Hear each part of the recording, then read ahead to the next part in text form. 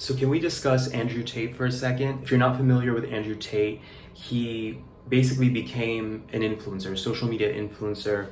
One of these guys on social media, there's many of them, who showcase this very luxurious life of I'm living it up on a yacht, I'm in a mansion, I have pretty girls around, I'm living the high life. One of the big themes of his content was like, I'm a masculine, traditionally masculine alpha male, that whole kind of thing. He was charged last week with rape and human trafficking. So all this stuff is coming out that easy come, easy go, to pay for that kind of lifestyle, there's usually a twist, right? I feel like people who we see this with reality TV, people who show the kind of wealth they have, oftentimes it's more about wanting to present as that rather than actually having it. So he's now in deep shit. It's not looking good, but I find all of this so fascinating. More than the fact that people like this exist, I find it fascinating that people like this have such a huge audience, right? That people are so easily enthralled by this living it up, big pimpin', living large lifestyle thing. And obviously he's not the only one. There's plenty of people. I mean, look at Kim Kardashian. Some people are fans of hers just because of how famous she is. Not because of a specific talent or a specific story, but literally just because she's famous and wealthy. Some people just like to see what she's going to do next.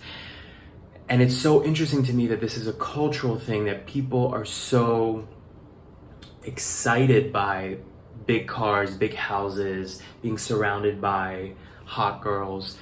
And on top of that, the alpha male thing, right? Like, I feel like people if the alpha male thing is a true concept, I just don't think that a true alpha male feels the need to tell people he's an alpha male and to constantly show it.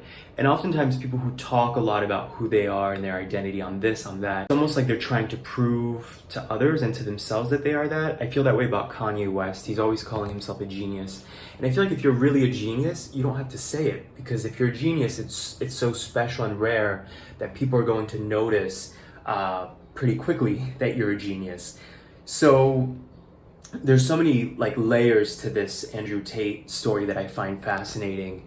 On the one hand, on a very superficial level, he's attractive. Like, the way he dresses, the way he speaks, there's something attractive about him, but in a very glib surface kind of way. People like this are always going to exist, and they fill a certain role in society. But what I think is more interesting is the number of people who follow these kinds of figures and are fans of theirs and want to live this life. And the reality is, there usually is a cost. If you're living this kind of lifestyle, if you have these kinds of values, that this is what you want to show to the world and you've built your identity around this, there's usually a twist.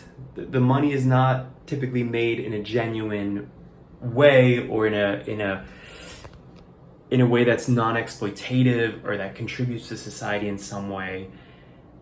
What do you guys think about this?